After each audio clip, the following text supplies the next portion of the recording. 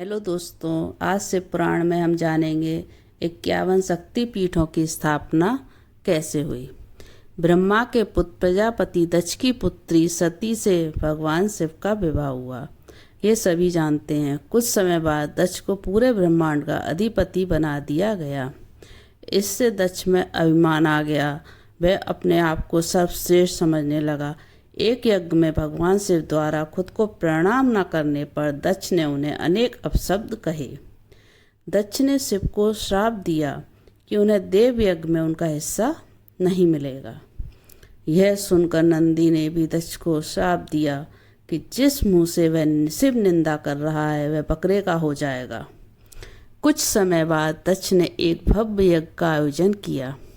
उसमें सभी देवी देवता को बुलाया गया, पर अभिमानी दक्ष ने शिव को उस यज्ञ में नहीं बुलाया।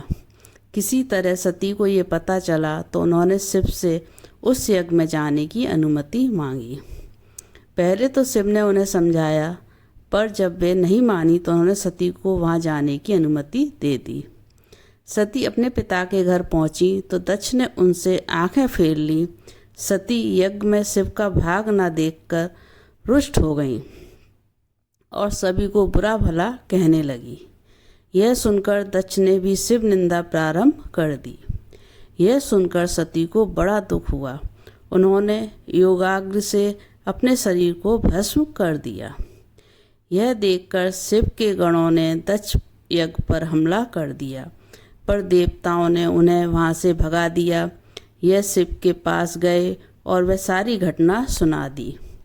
यह सुनकर शिव को बड़ा क्रोध आया।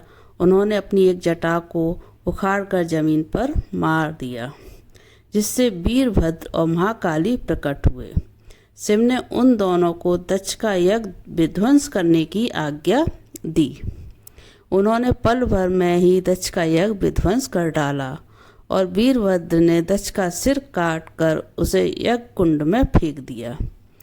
यह देखकर देवताओं में हड़कंप मच गया और उन्होंने शिव स्तुति प्रारंभ कर दी।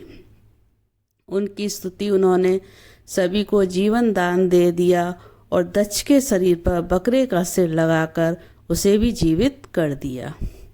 बाद में शिव की अनुमति से दक्ष ने अपना यज्ञ पूरा किया।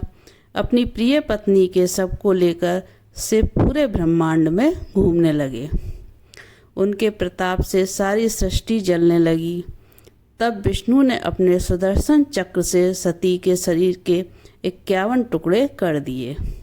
ये टुकड़े जहाँ जहाँ गिरे वहाँ शक्ति पीठों की स्थापना हुई। तब सती का पूरा शरीर कटकर गिर गया तो भगवान बुरी दुखी हुए और कैलाश पर जाकर एकांत में समाधि ले ली। इस तरीके से शक्तिपीठ की स्थापना हुई।